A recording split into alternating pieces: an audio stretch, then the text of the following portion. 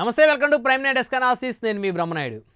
మొత్తానికి తిరువురు శాసనసభ్యులు కొలికపూడి శ్రీనివాస్పై ఆ నియోజకవర్గానికి చెందినటువంటి తెలుగుదేశం పార్టీ శ్రేణులు కొంతమంది ఆయన మీద అయితే ఫైర్ అవుతున్నటువంటి పరిస్థితులు కనపడతా ఉన్నాయి. అయితే Tiruvuru MLA versus Telugu Desam party క్యాడర్గా ఆ నియోజకవర్గంలో రాజకీయం అయితే సాగుతూ ఉంది.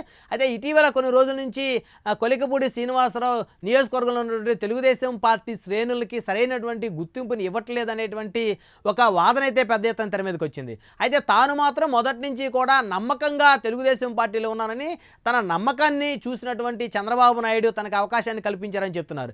ఏదైతే అమరావతి ఉద్యమం సమయంలో కొలికపూడి శ్రీనివాసరావు తెలుగుదేశం పార్టీకి ఒక బలమైనటువంటి ఆయుధంగా మారారని చెప్పుకోవచ్చు.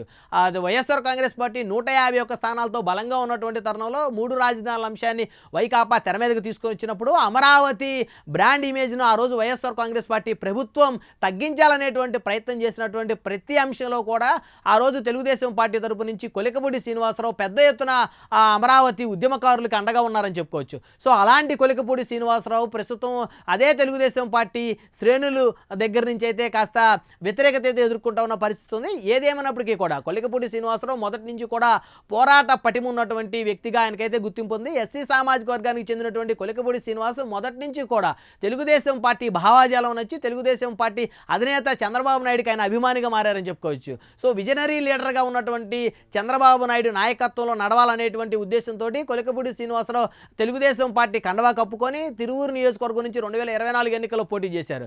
అయితే 2024 ఎన్నికల్లో తిరువూరు నుంచి గెలిచినటువంటి కొలికపూడి శ్రీనివాసరావు ప్రస్తుతం ఆ నియోజకవర్గంలో ఉన్నటువంటి టీడీపీ క్యాడర్కి సంబంధించి కొంతమంది ప్రత్యేకించి టీడీపీ కార్యకర్తల వద్ద నుంచి అయితే కొలికపూడి శ్రీనివాసరావు వ్యతిరేకతను అయితే ఎదుర్కొంటా ఉన్నారు. ఏదేమైనప్పటికీ కూడా మొదటి నుంచి కూడా పోరాట పట్టిమ ఉన్నటువంటి కొలికపూడి శ్రీనివాస మీద వస్తున్నటువంటి ఆరోపణలు ఏవైతే ఉన్నాయో ఖచ్చితంగా తెలుగుదేశం పార్టీ క్షుణ్ణంగా పరిశీలించాలి.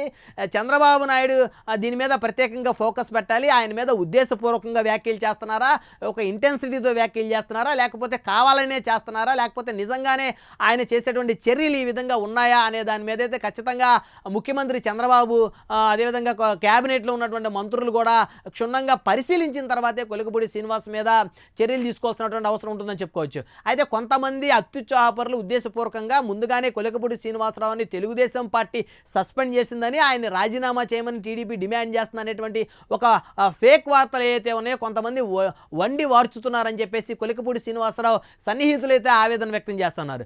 ఏది ఏమైనప్పటికీ కూడా తెలుగుదేశం పార్టీ కోసం, అమరావతి రైతుల కోసం పోరాటం చేసినటువంటి ఒక పోరాట యోధుడిగా ఉన్నటువంటి కొలికపూడి శ్రీనివాసరావు మీద వస్తున్నటువంటి ఆరోపణలు ఎంతవరకు వాస్తవం అనేటువంటి దాని మీద ఖచ్చితంగా ఒక విచారణ జరిపించిన తర్వాత మాత్రమే పార్టీ కానీ ప్రభుత్వం కానీ ఆయన మీద చర్యలు తీసుకోవాల్సినటువంటి అవసరం ఉంటుంది.